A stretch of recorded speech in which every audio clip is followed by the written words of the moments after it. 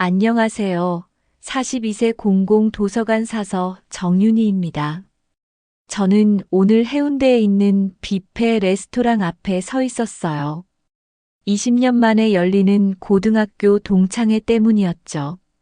손에 든 핸드백을 꽉 쥐었어요. 긴장되는 건 어쩔 수 없었거든요. 사연 시작 전 구독과 좋아요를 눌러주시면 큰 힘이 됩니다. 검은색 원피스를 입고 왔어요. 옷장에서 가장 괜찮은 옷이었죠. 화려하진 않았지만 단정했어요. 거울 앞에서 여러 번 확인했어요. 괜찮아 보이는지, 너무 수수한 건 아닌지요. 레스토랑 문을 열고 들어갔어요. 안은 이미 사람들로 가득했죠. 20년 만에 보는 얼굴들이었어요. 누군가는 살이 쪘고 누군가는 머리가 벗겨졌어요. 하지만 모두 화려한 옷차림이었어요. 윤희야. 누군가 저를 불렀어요. 반가운 얼굴들이 다가왔죠. 인사를 나누며 자리에 앉았어요. 테이블마다 음식이 가득했고 사람들의 웃음소리가 홀을 가득 채웠어요. 얼마 지나지 않아 근황 토크가 시작됐어요. 한 친구가 변호사가 됐다고 했어요. 서울에 로펌을 차렸다고요. 다른 친구는 성형외과 의사가 됐대요. 강남에 병원이 있다고 자랑했죠. 제 차례가 왔어요. 나는 도서관에서 사서로 일해. 조용히 말했어요. 순간 테이블이 잠깐 조용해졌어요. 사람들이 서로 눈치를 보는 게 느껴졌죠. 아, 사서. 누군가 어색하게 웃었어요. 그것도 좋은 일이지. 하지만 그 말투에서 느껴지는 묘한 분위기가 있었어요. 실망 같은 거요. 한때 저는 모범생이었어요. 고등학교 때 성적은 늘 상위권이었죠. 선생님들이 기대를 많이 하셨어요. 의대나 법대에 갈 거라고 생각했대요. 하지만 저는 문학을 좋아했고 책을 사랑했어요. 그래서 문헌정보학과에 진학했죠. 공부 잘하던 윤희가 결국 사서가 됐구나. 한 남자의 목소리가 들렸어요. 고개를 들어보니 오상혁이었어요. 학창 시절 같은 반이었던 친구죠. 상혁은 광고회사 팀장이 됐다고 했어요. 명함을 건네며 자랑스럽게 말했죠. 그 옆에는 그의 아내 이은주가 앉아 있었어요. 화려한 드레스에 명품 가방을 들고 있었죠. 은주가 저를 위아래로 훑어봤어요. 사서라고요? 그녀가 물었어요. 미소를 짓고 있었지만 눈빛은 차가웠어요. 그게 뭐 하는 일이에요? 책만 정리하는 거예요? 숨이 막혔어요. 하지만 침착하게 대답했죠. 네, 책을 정리하고 대출도 도와드리고 독서 프로그램도 운영해요. 아이들 독서 교육도 하고요. 아, 그렇구나. 은주가 피식 웃었어요. 힘들겠네요. 월급도 별로 안 되지 않아요? 노골적인 질문이었어요. 주변 사람들이 어색하게 웃었죠. 저는 대답하지 않았어요. 그냥 미소만 지었어요. 속으로는 화가 났지만 티내고 싶지 않았거든요. 은주는 계속 말을 이었어요. 전 남편 덕분에 여유롭게 살아요. 요즘 명품 가방 모으는 게 취미예요.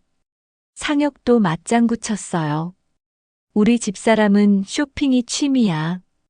백화점 VIP 회원이거든. 자랑스러운 표정이었어요. 두 사람은 누가 봐도 성공한 부부였죠. 식사가 끝나고 사진 찍는 시간이 됐어요. 여러 친구들이 모여서 단체 사진을 찍었어요.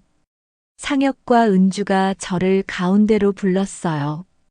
윤희야, 우리랑 같이 찍자. 어색했지만 거절할 수 없었어요. 함께 사진을 찍었죠. 플래시가 터지고 사진이 찍혔어요. 은주가 바로 핸드폰으로 사진을 확인했어요. 이거 단톡방에 올려야지. 은주가 말했어요. 손가락으로 빠르게 핸드폰을 조작했죠. 잠시 후 제 핸드폰에도 알림이 왔어요. 동창회 단톡방이었어요. 사진과 함께 글이 올라와 있었어요. 도서관 언니 인증샷 이모티콘과 함께였죠. 댓글이 달리기 시작했어요. 키읔키읔키읔 도서관 언니, 책 빌려줘요. 같은 말들이었어요. 가슴이 답답했어요. 조롱당하는 기분이었죠. 하지만 아무 반응도 하지 않았어요. 핸드폰을 가방에 넣고 조용히 자리에서 일어났어요. 화장실에 가는 길이었어요. 복도를 걸으며 깊게 숨을 들이마셨어요. 거울 앞에 섰어요. 제 얼굴이 보였죠. 피곤해 보였지만 당당했어요. 괜찮아. 내일은 떳떳해. 스스로에게 말했어요. 책을 사랑하는 사람들을 돕는 일이에요. 아이들에게 독서의 즐거움을 알려주는 일이죠. 부끄러울 게 없었어요. 홀로 돌아왔을 때 동창회는 2차로 넘어가는 중이었어요. 저는 조용히 인사하고 먼저 나왔어요. 먼저 갈게. 내일 일찍 출근해야 해서. 몇몇 친구들이 아쉬워했지만 상혁과 은주는 별 관심이 없어 보였어요. 밖으로 나왔을 때 해운대 바닷바람이 불었어요. 차가웠지만 상쾌했죠. 버스 정류장으로 걸어가며 핸드폰을 꺼냈어요. 단톡방에는 여전히 댓글이 달리고 있었어요. 그 순간 남편에게서 전화가 왔어요. 여보, 동창회 어째? 따뜻한 목소리였어요. 응, 괜찮았어. 지금 집에 가는 중이야. 목소리가 떨렸지만 애써 밝게 말했어요. 버스를 기다리며 하늘을 올려다봤어요. 별이 몇 개 보였어요. 오늘은 힘든 하루였지만 내일은 다시 도서관에 출근할 거예요. 책을 정리하고 사람들을 도울 거예요. 그게 제 일이니까요. 조롱받았지만 저는 제 일을 사랑했답니다. 동창회가 끝나고 며칠이 지났어요. 저는 평소처럼 도서관에서 일하고 있었죠. 책을 정리하고 대출 업무를 보고 학생들의 질문에 답했어요. 일상이 계속됐지만 마음 한구석이 여전히 무거웠어요. 단톡방은 조용해졌어요. 동창회 사진과 댓글들은 점점 위로 밀려 올라갔죠. 하지만 가끔 그 글을 다시 보게 됐어요. 도서관 언니라는 말이 자꾸 눈에 밟혔거든요. 어느 날 아침이었어요. 시청 문화재단에서 공문이 왔어요. 문화인문학 특강 안내였죠. 전 직원이 참석해야 하는 행사였어요. 강연 주제는 직업의 가치와 존중이었어요. 특강 날이 됐어요. 저는 다른 직원들과 함께 시청 대강당으로 향했어요. 넓은 홀에는 이미 많은 사람들이 모여 있었죠. 시청 공무원들, 도서관 직원들, 문화센터 관계자들이 자리를 채웠어요. 무대 위에 연사 속의 현수막이 걸려 있었어요. 유성호 도서관재단 이사장이라는 이름이 적혀 있었죠. 제 남편이었어요. 오늘 강연자가 남편이라는 걸 그제야 알았어요. 성호는 제게 미리 말하지 않았어요. 깜짝 놀라게 하고 싶었나 봐요. 옆자리 동료가 물었어요. 윤희 씨, 저분 알아요? 저는 조용히 고개를 끄덕였어요. 네, 제 남편이에요. 동료가 놀란 표정을 지었어요. 정말요? 몰랐어요. 주변 사람들도 수군거렸죠. 저는 당황스러웠지만 침착하게 앞을 바라봤어요. 조명이 어두워지고 무대에 불이 켜졌어요. 성우가 단정한 정장 차림으로 무대에 올랐어요. 마이크를 잡고 청중을 둘러봤죠. 저와 눈이 마주쳤을 때 그가 살짝 미소 지었어요. 안녕하십니까? 도서관재단 이사장 유성호입니다. 그의 목소리가 홀을 가득 채웠어요. 오늘은 직업의 가치에 대해 이야기하려고 합니다. 강연이 시작됐어요. 성호는 다양한 직업에 대해 이야기했어요. 의사, 변호사부터 청소부, 배달원까지 모든 직업이 소중하다고 말했죠. 사람들은 고개를 끄덕이며 들었어요. 하지만 우리 사회는 여전히 직업에 차별을 둡니다. 성우가 말했어요. 어떤 직업은 높이 평가하고 어떤 직업은 낮춰보죠. 그게 과연 옳을까요? 그가 슬라이드를 넘겼어요. 화면에는 작은 직업의 가치라는 제목이 떴어요. 최근 제가 들은 이야기입니다. 성우가 계속했어요. 한 동창회에서 있었던 일이에요. 제 심장이 빠르게 뛰기 시작했어요. 설마 하는 생각이 들었죠. 성우는 구체적인 이름은 거론하지 않았지만 상황을 자세히 설명했어요. 도서관 사서로 일하는 사람이 동창회에 갔습니다. 그의 목소리가 조용했어요. 하지만 그곳에서 그녀는 조롱당했죠. 책이나 정리하는 일이냐고, 월급도 적을 거라고요. 홀이 조용해졌어요. 사람들이 숨을 죽이고 들었어요. 저도 긴장한 채 앞을 바라봤죠. 옆자리 동료가 제 손을 살짝 잡아줬어요. 사서는 단순히 책만 정리하는 사람이 아닙니다. 성우가 강하게 말했어요. 그들은 지식의 안내자예요.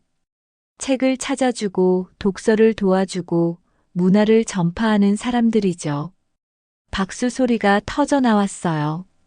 저도 모르게 눈물이 났어요. 참으려고 했지만 흘러내렸죠. 옆자리 동료가 휴지를 건네줬어요.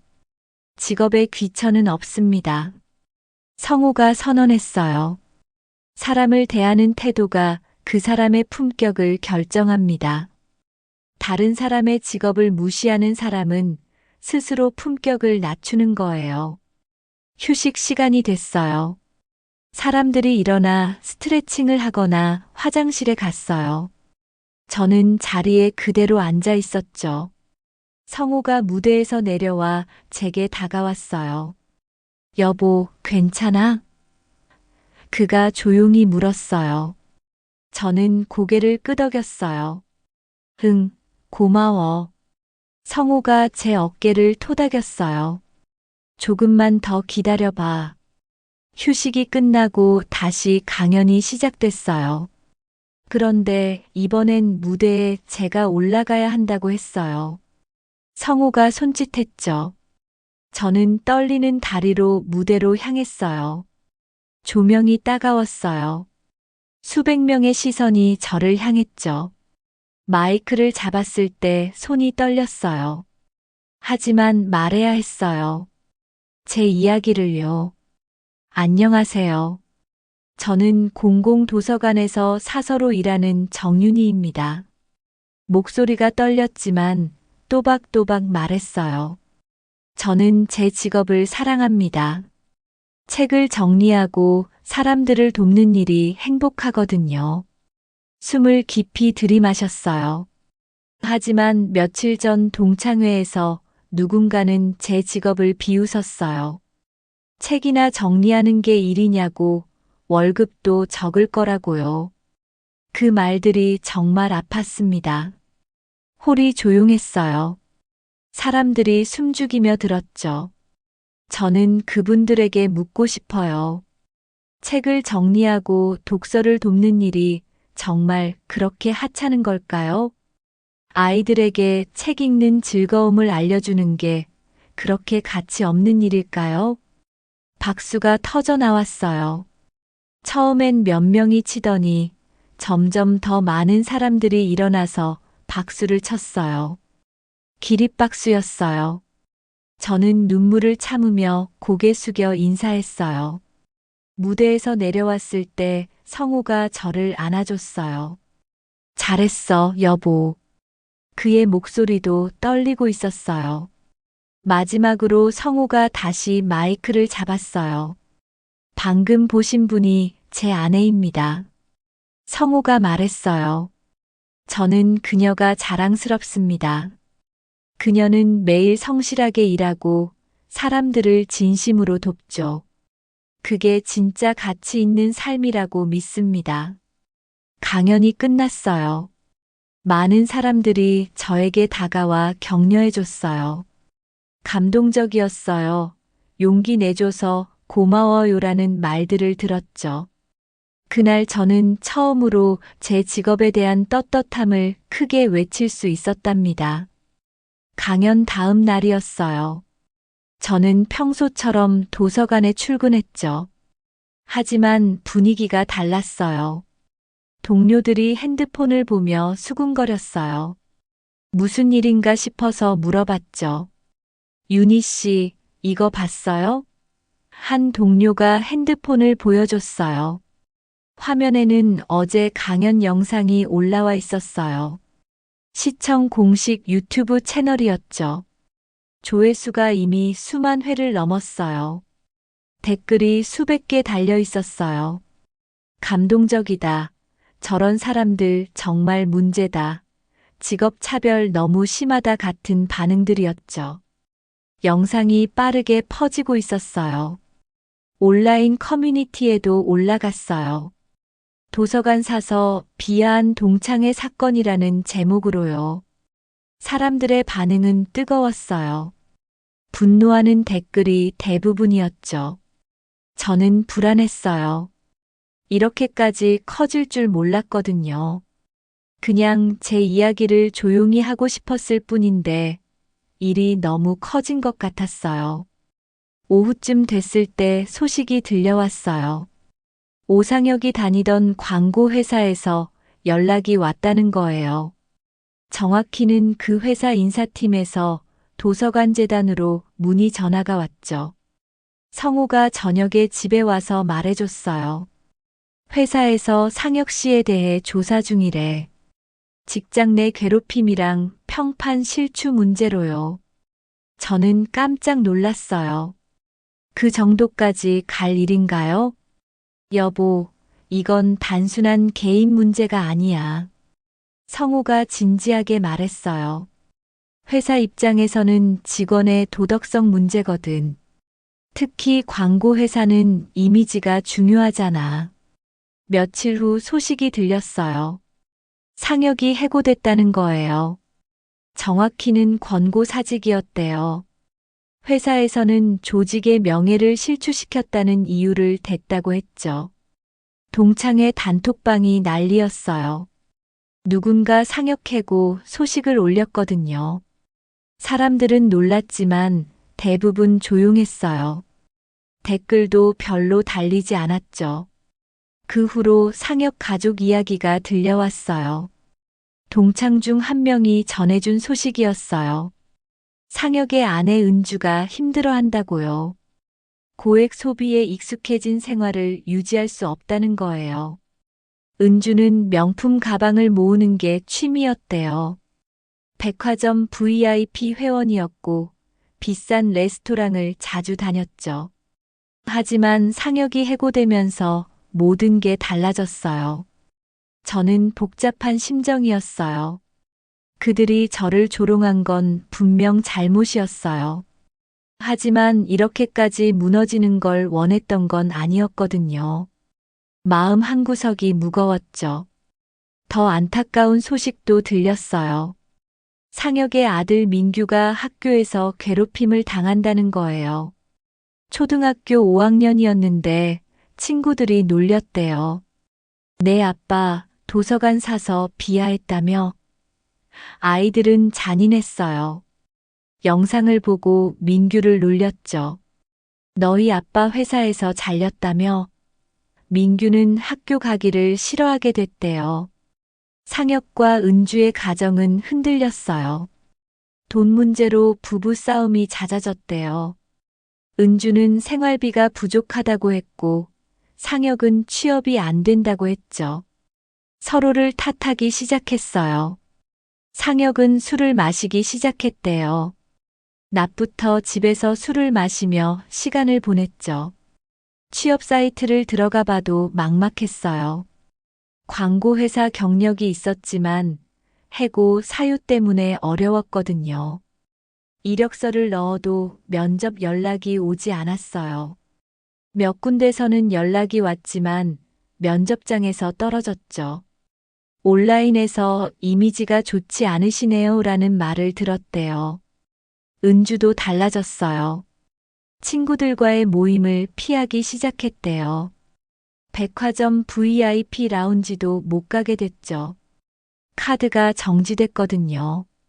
명품 가방을 중고로 팔기 시작했어요. 이게 다 내 때문이야. 은주가 상혁에게 말했대요. 왜 그날 그렇게 행동한 거야? 윤희를 왜 건드린 거야? 하지만 이미 늦었어요. 돌이킬 수 없었죠. 민규는 점점 말이 없어졌어요. 학교에서 돌아오면 방에만 틀어박혔대요. 밥도 제대로 안 먹고 숙제도 안 했죠. 담임 선생님이 걱정해서 전화했지만 상혁은 어떻게 해야 할지 몰랐어요. 집안 분위기는 최악이었어요. TV를 켜면 서로 채널 싸움을 했고 식사 시간에는 말이 없었죠. 가족이 함께 있어도 각자 다른 생각에 빠져 있었어요. 상혁은 밤마다 천장을 보며 생각했어요. 내가 왜 그랬을까? 윤희는 친구였는데 왜 그렇게 대했을까? 후회가 밀려왔지만 이미 늦었어요. 아르바이트라도 해야겠다고 생각했어요. 지역 신문사에서 배달원을 구한다는 광고를 봤죠. 망설였지만 지원했어요. 생활비라도 벌어야 했으니까요. 면접을 보러 갔어요. 사장님은 상혁을 위아래로 훑어봤어요. 광고회사 다니셨다고요? 이력서를 보며 물었죠. 네. 상혁은 작은 목소리로 대답했어요. 왜 그만두셨어요? 사장님이 물었을 때 상혁은 멈칫했어요. 개인 사정이 있었습니다. 구체적으로 말할 수 없었어요. 사장님은 고개를 끄덕였어요. 일 자체는 어렵지 않아요. 새벽에 신문 배달하고 저녁에 전단지 돌리면 돼요. 사장님이 설명했어요. 하지만 체력적으로 힘들 수 있어요. 괜찮습니다. 상혁이 고개를 숙였어요. 열심히 하겠습니다. 결국 채용됐어요. 다음 주부터 출근이었죠. 집에 돌아와 은주에게 말했어요. 신문 배달 일 구했어. 은주는 한숨을 쉬었어요. 그것밖에 안 돼? 하지만 뭐라 더 말하진 않았어요. 그것도 감사한 일이었으니까요. 그날 밤 상혁은 잠들지 못했어요. 천장을 보며 생각했죠. 화려했던 광고회사 팀장에서 신문 배달원으로. 이게 제 인생이 된 거예요. 모든 게 그날 동창회에서 시작됐답니다. 상혁은 새벽 4시에 일어났어요. 알람 소리에 깼지만 몸이 무거웠죠. 처음 해보는 신문 배달 일이었어요. 어둠 속에서 옷을 입고 밖으로 나왔어요. 신문사 집화장에 도착했어요. 다른 배달원들이 이미 와 있었죠. 대부분 나이 많은 분들이었어요. 상혁보다 훨씬 나이가 많아 보이는 사람들이었어요. 새로 오신 분이죠? 한 할아버지가 말을 걸었어요. 네, 오늘부터입니다. 상혁이 고개를 숙였어요. 할아버지는 친절하게 배달 방법을 알려줬죠. 신문 뭉치를 받았어요. 생각보다 무거웠어요. 어깨에 가방을 메고 자전거에 올랐죠. 새벽 거리는 텅 비어 있었어요. 가로등 불빛만이 길을 밝히고 있었어요. 첫 번째 집에 신문을 넣었어요. 문틈 사이로 밀어 넣는 게 쉽지 않았어요. 몇 번 시도 끝에 겨우 넣었죠. 다음 집으로 향했어요. 1시간쯤 지났을 때 등에서 땀이 났어요. 새벽 공기는 차가웠지만 몸은 뜨거웠어요. 손이 시렸고 다리가 아팠죠. 하지만 멈출 수 없었어요. 배달 구역 중에 도서관 앞을 지나게 됐어요. 상혁은 자전거를 멈췄어요. 불이 켜진 도서관이 보였죠. 새벽인데도 불이 켜져 있었어요. 창문 너머로 사람이 보였어요. 가까이 다가가 봤죠. 윤이었어요. 책을 정리하고 있었어요. 높은 곳에 있는 책을 꺼내서 손질하고 다시 꽂았죠. 상혁은 그 자리에 서서 지켜봤어요. 윤희는 조용히 책을 만지고 있었어요. 하나하나 정성스럽게 다루는 모습이었죠. 먼지를 닦고 페이지를 확인하고 제자리에 꽂았어요. 얼마 후 학생 한 명이 들어왔어요. 새벽 일찍 온 학생이었죠. 윤희가 미소 지으며 학생에게 다가갔어요. 무슨 말을 나누는지 들리지 않았지만 학생이 고개를 끄덕였어요. 윤희는 학생을 책장으로 안내했어요. 책 몇 권을 꺼내 보여줬죠. 학생이 책을 받아들고 읽기 시작했어요. 윤희는 옆에서 조용히 지켜봤어요. 상혁의 가슴이 먹먹했어요. 저렇게 정성스럽게 일하는 사람을 조롱했다니. 저렇게 진심으로 사람들을 돕는 사람을 무시했다니. 부끄러움이 밀려왔어요. 그 순간 마음 깊숙한 곳이 무너지는 느낌이었어요. 지난날의 오만함이 부끄러웠죠. 돈이 많고 직책이 높다는 이유로 다른 사람을 깔봤던 자신이 한심했어요. 자전거에 다시 올라탔어요. 나머지 배달을 마쳤죠. 해가 떠오를 무렵 집으로 돌아왔어요. 은주와 민규는 아직 자고 있었어요.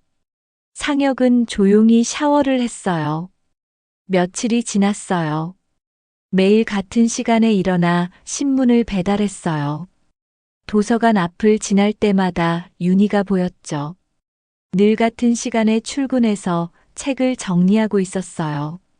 어느 날은 윤희가 아이들에게 책을 읽어주고 있었어요. 작은 아이들이 돗자리에 둘러앉아 있었고 윤희가 그림책을 들고 읽어줬죠. 아이들의 눈이 반짝였어요.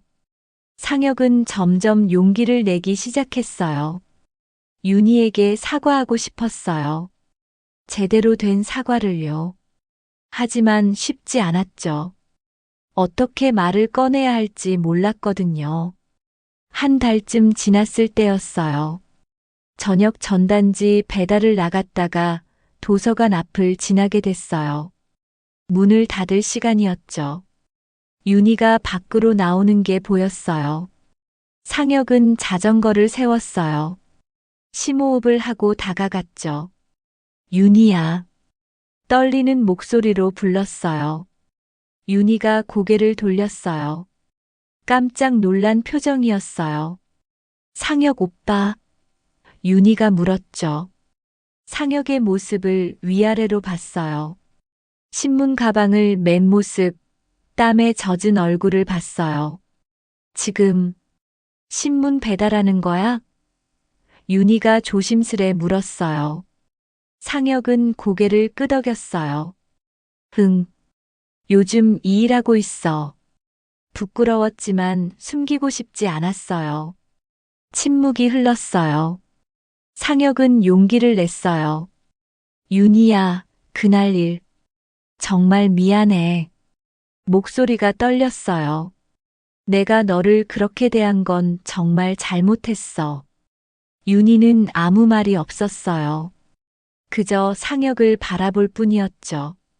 상혁은 계속 말했어요. 우리 한때 친구였잖아. 같은 반에서 공부하고 같이 놀고 그랬는데 나는 너를 무시했어. 내 일을 깔봤어. 상혁의 눈에 눈물이 맺혔어요. 하지만 요즘 내가 일하는 모습을 봤어. 정말 열심히 하더라.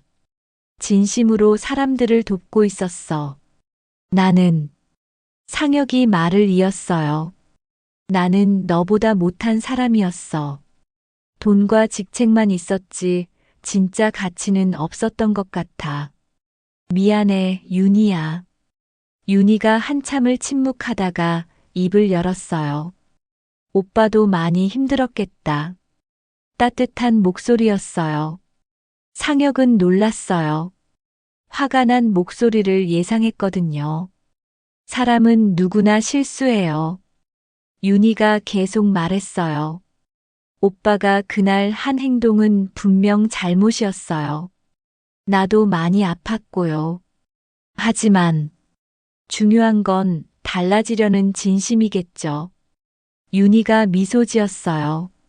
오빠가 지금 이렇게 찾아와 사과하는 걸 보니 진심으로 반성하고 있다는 게 느껴져요. 상혁은 고개를 숙였어요. 고마워, 윤희야. 목이 메었어요. 내가 다시 시작할 수 있을까? 물론이죠. 윤희가 대답했어요. 누구나 다시 시작할 수 있어요. 오빠도 할 수 있어요. 지금처럼 정직하게 살면서 사람들을 존중하면 돼요. 그날 밤 상혁은 집에 돌아와 눈물을 흘렸어요. 오랜만에 마음이 가벼웠죠. 용서받았다는 안도감보다 제대로 사과했다는 홀가분함이 더 컸어요. 은주에게 말했어요. 여보, 오늘 윤희한테 사과했어. 은주는 놀란 표정이었죠. 그래서 상혁이 미소 지었어요. 용서받았어. 다시 시작할 수 있대. 민규도 아빠의 변화를 느꼈어요. 아빠, 요즘 밝아졌어. 아이가 말했죠. 상혁은 아들을 안아줬어요. 응, 아빠가 잘못을 깨달았거든. 이제부터 다르게 살 거야. 그날 밤 상혁은 처음으로 편안하게 잠들었답니다. 1년이 지났어요. 상혁의 삶은 천천히 변하고 있었죠. 신문 배달을 계속하면서 저녁에는 온라인 강의를 들었어요. 편집과 디자인에 관한 공부였어요. 어느 날 상혁은 작은 결심을 했어요. 소규모 출판 편집 대행사를 차리기로요. 크지는 않았지만 책을 만드는 일을 하고 싶었어요. 책의 소중함을 이제야 알게 됐거든요. 작은 사무실을 얻었어요. 월세가 저렴한 곳이었죠. 책상 2개와 컴퓨터만 있는 소박한 공간이었어요. 간판도 직접 만들었죠.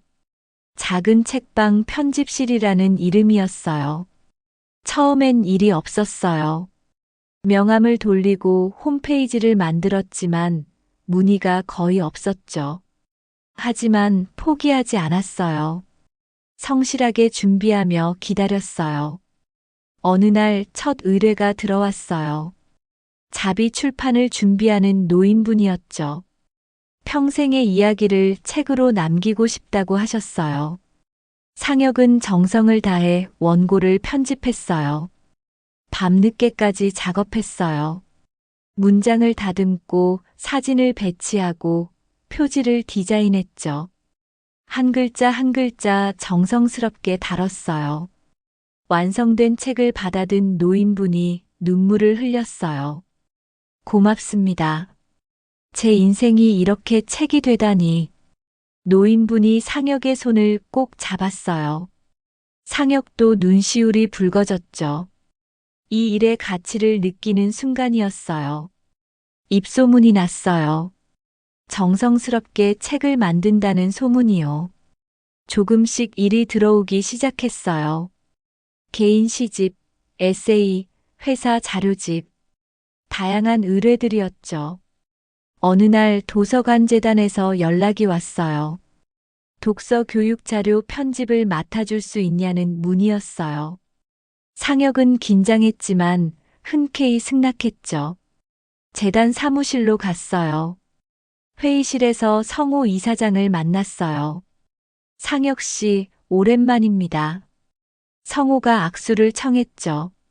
상혁은 떨리는 손으로 악수했어요. 지난 일은 알고 있습니다. 성호가 말했어요. 하지만 사람은 변할 수 있죠. 윤희에게서 들었어요. 많이 달라졌다고요. 상혁은 고개를 숙였어요. 죄송했습니다. 그리고 감사합니다. 이렇게 기회를 주셔서요. 성호가 미소 지었어요. 과거는 과거일 뿐입니다. 지금의 태도가 중요하죠. 책을 존중하고 사람을 존중한다면 우리는 좋은 파트너가 될 수 있을 겁니다. 성호가 말했어요. 상혁은 감사하며 고개를 끄덕였죠. 프로젝트가 시작됐어요. 도서관에서 사용할 독서 안내 책자를 만드는 일이었어요. 상혁은 윤희와 협력하게 됐죠. 처음엔 어색했지만 점점 자연스러워졌어요. 여기 이 문구는 어때? 상혁이 물었어요. 좋아요. 아이들이 이해하기 쉽게 쓰셨네요. 윤희가 웃으며 대답했어요. 둘은 책상을 마주하고 작업했죠. 한 달 동안 함께 일했어요. 그 과정에서 상혁은 많은 걸 배웠어요. 책이 단순한 물건이 아니라는 것, 책 한 권이 누군가의 인생을 바꿀 수 있다는 것을요. 은주도 변했어요. 예전처럼 명품을 찾지 않았어요. 소박한 생활에 익숙해졌죠. 집에서 아이 숙제를 봐주고 동네 맘들과 차를 마셨어요. 여보, 이제 명품 안 사? 상혁이 물었을 때 은주가 웃었어요. 필요 없더라고.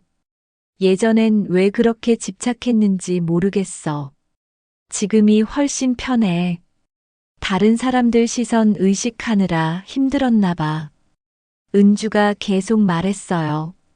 근데 이제는 그런 거 신경 안 써. 우리 가족이 행복하면 그만이잖아. 민규도 달라졌어요. 학교에서 친구들과 다시 잘 지내게 됐어요.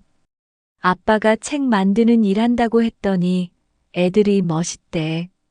민규가 밝게 말했죠. 선생님도 칭찬하셨어. 아빠가 의미 있는 일 하신다고. 아이의 얼굴이 자랑스러워 보였어요. 상혁은 아들을 꼭 안아줬어요. 어느 주말이었어요. 도서관에서 작은 독서 행사가 열렸어요. 상혁 가족과 윤희 부부가 함께 참여했죠. 도서관 뒷마당에는 아이들과 부모들이 모여 있었어요. 윤희가 아이들에게 책을 읽어줬어요.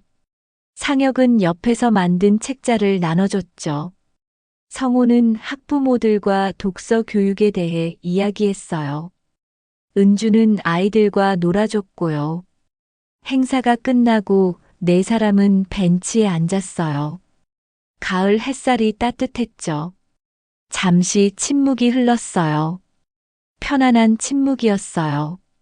상혁이 입을 열었어요. 윤희야, 그리고 이사장님. 정말 감사합니다. 진심이 담긴 목소리였어요. 덕분에 제가 다시 시작할 수 있었어요. 오빠가 스스로 달라졌어요. 윤희가 말했어요. 우리는 그냥 기회를 준 것뿐이에요. 바꾼 건 오빠 자신이에요. 성호가 고개를 끄덕였어요. 맞습니다. 사람의 가치는 과거가 아니라 현재에 있습니다. 지금 어떻게 살고 있는가가 중요하죠. 그리고 서로를 존중하는 태도. 윤희가 덧붙였어요. 그게 진짜 품격이잖아요. 돈이나 직업이 아니라요. 은주도 말했어요. 저도 많이 반성했어요. 윤희 씨, 그날 정말 미안했어요. 제가 너무 오만했어요. 윤희가 은주의 손을 잡았어요. 이제 괜찮아요. 다 지나간 일이에요. 민규가 뛰어왔어요. 아빠, 저기 저 책 읽고 싶어요. 아이가 책 한 권을 들고 있었죠. 상혁이 책을 받아봤어요. 동화책이었어요. 좋아, 같이 읽자. 상혁이 아들과 함께 벤치에 앉았어요. 책을 펴고 읽기 시작했죠. 아이의 눈이 반짝였어요. 윤희가 그 모습을 보며 미소 지었어요. 보세요. 저렇게 책을 소중히 여기는 모습. 정말 달라졌죠? 성호가 고개를 끄덕였어요. 해가 기울기 시작했어요. 도서관에 조용한 불빛이 하나둘 켜졌죠. 가을 바람이 살랑 불어왔어요. 낙엽이 천천히 떨어졌어요. 상혁은 주변을 둘러봤어요. 가족, 친구, 책, 그리고 평화. 1년 전과는 완전히 달라진 풍경이었어요. 돈과 명예를 잃었지만 더 소중한 걸 얻었죠. 사람의 가치는 직업이나 돈이 아니에요. 상혁이 민규에게 말했어요. 서로를 존중하는 태도에서 나오는 거예요. 그걸 잊지 마. 민규가 고개를 끄덕였어요. 알았어, 아빠. 상혁은 아들을 안아줬어요. 이제야 진짜 아빠가 된 것 같았어요. 도서관의 조용한 불빛 아래 새로운 우정과 존중의 씨앗이 싹트고 있었답니다. 작지만 따뜻한 변화가 그곳에 있었어요. 제 사연이 마음에 와닿으셨다면 구독과 좋아요, 댓글로 응원 부탁드립니다.